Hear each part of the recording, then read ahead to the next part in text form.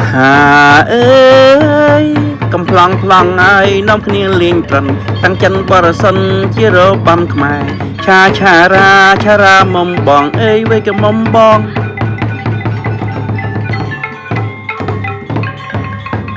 សួស្តីខ្ញុំបាទសំអែតារវុធសូមជម្រាបសួរបងប្អូនជនរួមជាតិពីចម្ងាយ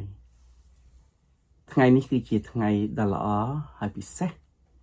សម្រាប់ផ្សារភ្ជាប់ទំនាក់ទំនងរវាងខ្ញុំបាទនិងបងប្អូនទូទាំងសកលលោកចំណុចសំខាន់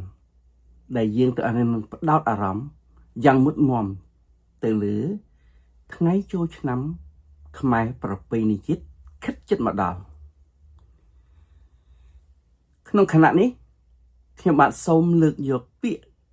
ដែលបងប្អូនបានស្គាល់ហើយបានដឹងបានឮបានយល់រួចទៅហើយគ្រាន់តែជាការបញ្ជាក់បន្ថែមតាក់ទងអំពីប្រវត្តិនៃពាក្យសង្ក្រាន្តកាលណាយើងនិយាយអំពីសង្ក្រាន្តប្រជាជាតិខ្មែរលើលោកដឹងគឺជាពាក្យដែលសំដៅសម្គាល់ទៅលើការចូលឆ្នាំ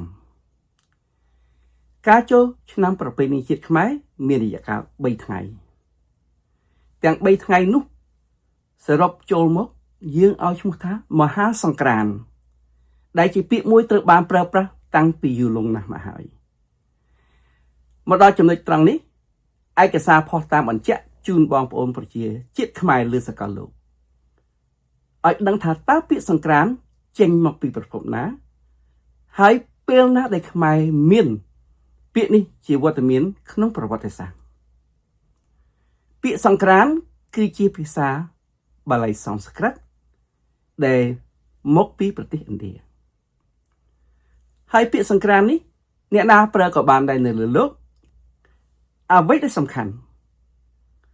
សង្ក្រាន្តត្រូវបានយកមកប្រើប្រាស់10ឆ្លាក់នៅក្នុងសិលាចារឹកដែលជាទឹកតាំងមួយដ៏សំខាន់បញ្ជាក់អំពី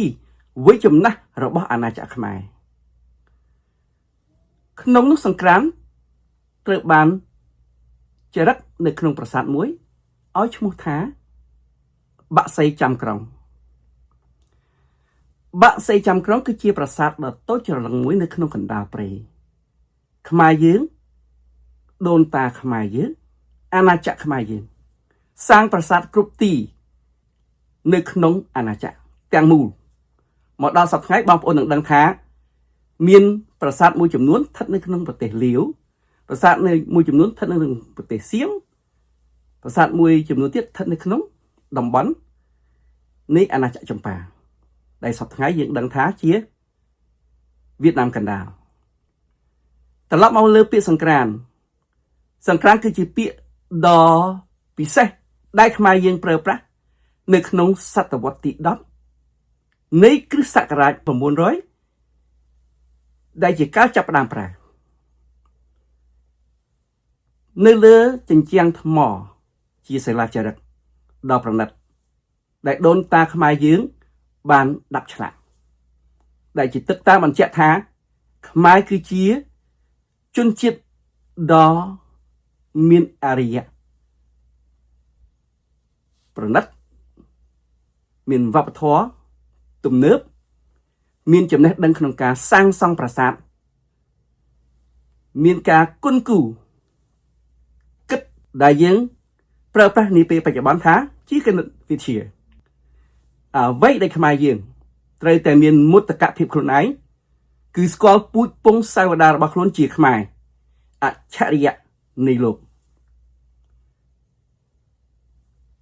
ត្រង់នេះចង់បញ្ជាក់ឲ្យបងប្អូនកូនខ្មែរទាំងអស់ដឹងចង់ស្គាល់ពាក្យសង្ក្រាន្តគឺធ្វើដំណើរទៅកាន់ប្រាសាទបាក់សីចាំក្រុងហើយដឹងថាដូនតាខ្មែរមានវត្តមានយូរលង់តាំងពីបុរេប្រវត្តិរហូតមកចាប់ផ្ដើមសតវត្សទី1មកដល់សតវត្សទី10ខ្មែរយើងប្រើប្រាស់ពាក្យសង្ក្រាន្តតាំងតែពីក្រុមតៃសៀមថៃសប្តាហ៍ថ្ងៃមិនទាន់មានវត្តមាននៅលើផែនទីនៃលោកឡើយថៃសប្តាហ៍ថ្ងៃគឺជាក្រុមជន ជាតិតៃចាត់ផ្លត់ពីតំបន់យូណាននៃ Han Empire ប្រទេសចិនសប្តាហ៍ថ្ងៃផ្ដោតមករឿងបាក់សីចាំក្រុងជាប្រាសាទមួយតូចច្រឡឹងនៅក្នុងកណ្ដាលព្រៃឡើងវិញហើយក៏ជាទំនោរនៅសាច់រឿងព្រេងរបស់ខ្មែរខ្ញុំបាទរំពឹងទុកថាបងប្អូនស្គាល់អំពីរឿងព្រេងបាក់សីចាំក្រុងយ៉ាងប្រកបនៅក្នុងគណៈពេលលោកអ្នកកើតជាកូនខ្មែររស់នៅលើទឹកដីខ្មែរស្គាល់ខ្លួនឯងជាខ្មែរប្រកាសជាស្គាល់អ្វីដែលខ្មែរមានសង្ខេបត្រង់ត្រឹមនេះខ្ញុំបាទអរគុណទុកជាមុនថាពាក្យសង្ក្រានសរសេរឆ្លាក់លើសិលាចារឹកជាអក្សរសំណៅដើមរបស់អក្សរបុរាណខ្មែរពុំមែនសរសេរជាបាលីទេសរសេរជាអក្សរបុរាណខ្មែរត្រង់នេះខ្ញុំអញ្ជើញបងប្អូនជនរួមជាតិទូទាំងសកលលោកចូលរួមរីករាយស្គាល់ខ្មែរស្គាល់អំពីលក្ខណៈខ្មែរដែលពិសេសដែលជាតិសាសន៍នៅលើ South Asia អាស៊ីអាគ្នេយ៍มันអាចប្រៀបផ្ទឹមបានឡើយខ្មែរយើងមានវត្តមានមកដល់សប្តាហ៍ថ្ងៃមិនមែនជាការចៃដន្យទេគឺជាវត្តមានពិសេសដែលខ្មែរទាំងអស់បានងើបឈរតតាំងនឹងការប៉ុនប៉ងចង់លេបត្របាក់ពីប្រទេសជុំវិញសូមកុំភ្លេចចូលឆ្នាំចិត្តមកដល់យើងនាំគ្នាសប្បាយរីករាយយើងលេងរបាំប្រជាប្រិយពាក្យរបាំប្រជាប្រិយតាក់ទងនឹងលេងឈូងបោះអង្គុញស្ដាច់ចង់ទាញព្រាត់លាក់កន្សែងជាច្រើនថែមទៀតដែលខ្មែរយើងមានហាអើយកំប្លង់ប្លង់ហើយនាំគ្នាលេងត្រន់តាំងចិនបរសិនជារបាំខ្មែរឆាឆារាមុំបងអើយវៃកមុំបងហាអើយកំប្លង់ប្លង់ហើយនាំគ្នាលេងត្រន់តាំងចិនបរសិនជារបាំខ្មែរឆារាមុំបងអើយវៃកមុំបងហាអើយកំប្លង់ប្លង់ហើយនាំគ្នាលេងត្រន់តាំងចិនបរសិនជារបាំខ្មែរឆារាមុំបងអើយវៃកមុំបងតាមសៀងស័ព្ទទាំង3ល្បះបន្លឺឡើងនេះជាចម្រៀងដែលស្ថិតនៅក្នុងរបាំមួយមានឈ្មោះថារបាំត្រុដិរបាំត្រុដិជាប្រភេទរបាំប្រជាប្រិយមានតាំងពីបរមរាណកាលមកតែងតែចេញមកសម្ដែងជារៀងរាល់សប្តាហ៍មួយដងនៅក្នុងឱកាសបុណ្យចូលឆ្នាំប្រពៃណីជាតិខ្មែរទាំង3ថ្ងៃនោះមានការសម្ដែងជាក្រុមមានការតែងតួជាសត្វមានតែងតួជាព្រានព្រៃមានតែងតួជាអ្នករាំអមដោយមានអ្នកចម្រៀងបន្លឺសម្លេងខាងមុខហើយមានការធ្វើការដេញឧបទ្រពចង្រៃឲ្យបរវិជិះឆ្ងាយចាក់ចេញអំពីទឹកដីនៃអាណាចក្រខ្មែរប្រជាជាតិឈរអមសងខាងផ្លូវទេសនាក្រុមរបាំត្រុដិនោះក៏ធ្វើការវិភាគទានរួមចំណែកកសាងនឹងអភិរក្សរបាំត្រុដិដែលជាទំនៀមទម្លាប់ពីដូនតាខ្មែរមកមានចាស់មានក្មេងហូរកញ្ជ្រៀវដាក់បច្ច័យនៅក្នុងកន្ត្រកដែលមានអ្នកដឹកនាំខាងមុខហើយច្រៀងជុំវិញទីតាំងបរិវេណដែលមានប្រជាជាតិឈរអមសងខាងកំពុងតែទស្សនាមានភាពរីករាយចម្រុងចម្រើនឥតឧបមាដូច្នេះរបាំត្រុដិជារបាំមួយប្រភេទដែលសម្ដែងនៅក្នុងឱកាសបុណ្យចូលឆ្នាំជាពិសេសដើម្បីបណ្ដេញឧបទ្រពចង្រៃឲ្យចាក់ចេញអំពីទឹកដីនៃអាណាចក្រខ្មែរការរក្សាតម្លៃនៃខ្មែរគឺជាការចាំបាច់របស់ប្រជាជាតិខ្មែរទំនៀមទម្លាប់ប្រពៃណីជាតិគឺជាសក្ខីកម្មនិងគឺជាអត្តសញ្ញាណរបស់ជាតិខ្មែរប្រជាជាតិខ្មែរលើសកលលោកត្រូវបានគេទទួលស្គាល់ថាជាប្រជាជាតិដែលសម្បូរទៅដោយភាពរុងរឿងមានវប្បធម៌ច្បាស់លាស់មានអរិយធម៌ទំនើបមានការសាងសង់ប្រាសាទនានាលើលោកដែលធ្វើឲ្យមនុស្សម្នាលើលោកទាំងមូលពេញចិត្តពេញថ្លើមនិងគោរពស្រឡាញ់ខ្មែរ សូមកុំភ្លេចសាវតារបស់ខ្លួនសូមកុំភ្លេចពាក្យពេចន៍ដែលខ្មែរមានសូមប្រើដោយសេចក្តីរីករាយខ្មែរគឺជាជនជាតិដែលមានអត្ថន័យថាខ្សែមមានសេចក្តីសុខហើយចម្រើនខ្មែរអត់ដែលយីធ្វើបាបគេទេខ្មែរមានតែកសាងប្រទេសដោយរីករាយជាមួយនឹងបណ្ដាក្រុមជនជាតិដទៃទៀតដែលសហការរស់នៅជាមួយក្នុងអាណាចក្រខ្មែរយ៉ាងណាមិញខ្ញុំសូមអេដាវុតសូមបង្ហើបពាក្យសង្គ្រាមនេះហើយប្រាប់ពីទីតាំងដែលបងប្អូនអាចទៅទស្សនាផ្ដិតយករូបភាពធ្វើដំណើរទៅកាន់ប្រាសាទបាក់សេចាំក្រុងដែលមានដើមកំណើតចាប់ពីសតវត្សទី10នៃការកសាងចាប់តាំងពី900នៃគ្រិស្តសករាជទៅដល់922សង្គ្រាមគឺជាពាក្យត្រូវប្រើប្រាស់សម្រាប់សម្គាល់អត្តសញ្ញាណនៃការចូលឆ្នាំខ្មែរប្រពៃណីជាតិ3ថ្ងៃមានដូចតទៅថ្ងៃទី1គឺជាថ្ងៃចូលឆ្នាំដែលគេហៅថាថ្ងៃសង្ក្រាន្តនៅក្នុងថ្ងៃសង្ក្រាន្តនោះនឹងបងប្អូនជនរួមជាតិបានស្គាល់យ៉ាងច្បាស់ជាថ្ងៃចូលឆ្នាំយើងទាំងអស់គ្នាបានរៀបចំតុបតែងសម្អាតតាំងពីមុនថ្ងៃនឹងមួយថ្ងៃឬ2ថ្ងៃទៅតាមបងប្អូនតាមគេហដ្ឋានតាមគេហដ្ឋាននានាតាមតំបន់ដែលបងប្អូនរស់នៅសម្អាតសម្អិតបោសជ្រះថ្ងៃទី2គឺជាថ្ងៃវណ្ណបត្តិពាក្យនេះអានថាវណ្ណបត្តិពាក្យវណ្ណប្រែថាថ្ងៃបត្តិនឹងប្រែថាខ្វាក់វណ្ណបត្តិបានថាថ្ងៃខ្វាក់ដែលខ្មែរយើងនាំគ្នាធ្វើទានរៀបចំទាំងទេយទានជាទេយវត្ថុពាក្យទេយវត្ថុតាក់ទងគ្រប់បែបយ៉ាងពីការរស់នៅរបស់មនុស្សមានតាំងពីស្បៀងអាហារថ្នាំពេទ្យអីជាដើមសញាប់យកទៅឧទ្ទិសថ្វាយតាមរយៈអ្នកមានសិលគឺលោកសង្ឃនៅអារាមសាសនាដើម្បីឧទ្ទិសទៅដល់បុព្វការីជនរបស់យើងទាំងអស់គ្នាប្រមិនជាក្រុមគ្រួសារខ្ញុំឬក្រុមគ្រួសារលោកអ្នកទេគឺក្រុមគ្រួសារខ្មែរយើងទាំងអស់គ្នាព្រមទាំងឲ្យទៅដល់ក្រុមគ្រួសារពិភពលោកនោះគឺជាមនុស្សដែលស្គាល់អំពីលក្ខណៈសម្បត្តិធ្វើបុណ្យធ្វើទានទៅតាមទំនៀមទម្លាប់ប្រពៃណីជាតិខ្មែរ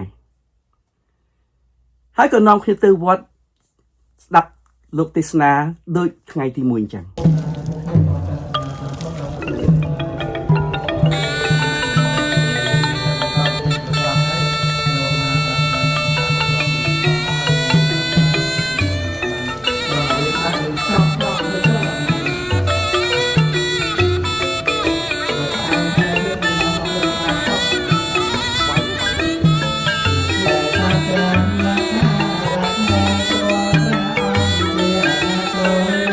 ថ្ងៃទី3នៃថ្ងៃចូលឆ្នាំខ្មែរនោះគឺ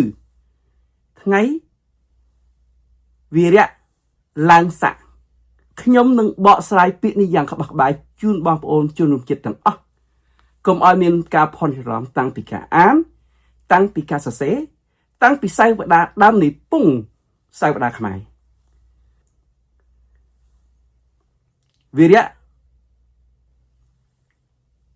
មានអត្ថន័យថាថ្ងៃ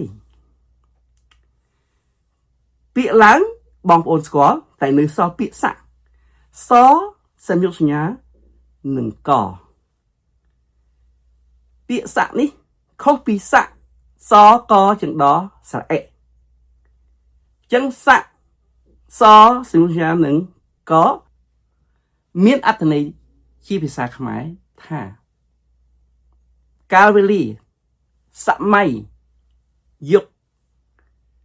ខ្មែរយើងប្រើប្រាស់សម្រាប់សំដៅទៅលើការរាប់លំដាប់ឆ្នាំស័កទាំង10នោះមានឯកស័កទូស័កត្រីស័កចត្វាស័កបញ្ចស័កឆស័កសប្បដស័កអត្តស័កនុបស័កនិងសម្រិទ្ធិស័កនៅក្នុងគណៈពេលយើងរាប់ស័កពីឯកស័ករហូតដល់សម្រិទ្ធិស័កយើងត្រឡប់មកឯកស័កវិញ ចឹងបងប្អូនទៅចាំការរៀបចំលំដាប់នៃការរាប់ឆ្នាំ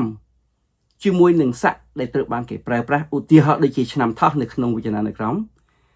សម្ដេចព្រះសង្ឃគ្រីស្ទជួនណាតឆ្នាំថោះគឺជាឯកសារអញ្ចឹងបើឆ្នាំថោះជាឯកសារយើងរាប់តរហូតទៅត្រឡប់មកដល់ឯកសារវិញហើយត្រឡប់ទៅវិញទៅមកដូច្នោះនៃការវិលជុំនៅក្នុងការរាប់លំដាប់ឆ្នាំរបស់សាសទុកជាឯកសារសំណៅដើមដែលខ្ញុំបានស្រាវជ្រាវទាំងនៅក្នុងប្រព័ន្ធសៀវភៅវចនានុក្រមសម្ដេចព្រះសង្ឃគ្រីស្ទជួនណាតយុទ្ធញ្ញាណហើយទាំងការសិក្សាស្រាវជ្រាវទៅតាមប្រព័ន្ធ Google តាមប្រព័ន្ធ YouTube តាមប្រព័ន្ធជាភាសាខ្មែរឬជាភាសាអង់គ្លេស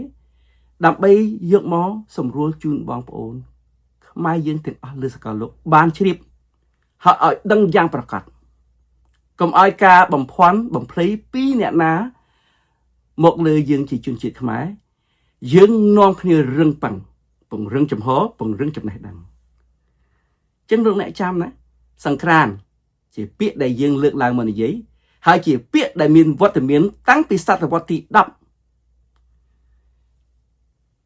នៅក្នុងសិលាចារឹក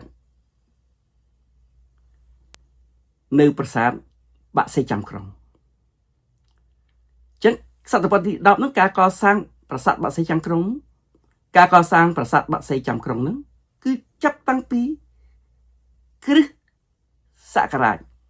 900ទៅដល់គ្រិស្តសករាជ922បងប្អូនផ្ទៀងផ្ទាត់ហើយទៅទស្សនាទាំងអស់គ្នា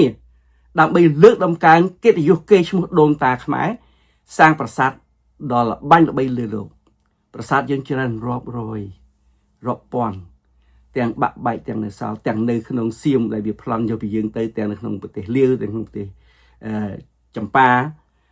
ដែលសប្តាហ៍យើងហៅថាវៀតណាមកណ្ដាលនោះអីខ្ញុំបាទសូមអរគុណបងប្អូនទុកជាមុនរាល់ការដែលខ្ញុំបាទធ្វើការប្រស័យតាក់ទងនិយាយទៅកាន់បងប្អូនតាមកញ្ចក់ TV ឬក៏ទូរទស្សន៍របស់ YouTube ក្តីរបស់ social media Facebook ហៅមេតាសប្តាហ៍ក្តី TikTok ក្តី Instagram ក្តី Telegram ក្តីសូមបងប្អូនទទួលនៅសេចក្តីរីករាយទាំងអស់គ្នាដើម្បីជាចំណេះដឹងខ្ញុំបាទរីករាយយ៉ាងខ្លាំងចំពោះការផ្ដល់ជូនអ្វីដែលខ្ញុំមានសម្រាប់បងប្អូនប្រជាជាតិខ្មែរលើលោកពីខ្ញុំបាទសំអែតារវុធសូមអរគុណសូមជម្រាបលាហាអើយកំប្លង់ហើយនៅគ្នាលេងប្រឹងតាំងចិនបរសិនជារបាំខ្មែរឆារាមុំបងអើយវេកមុំបង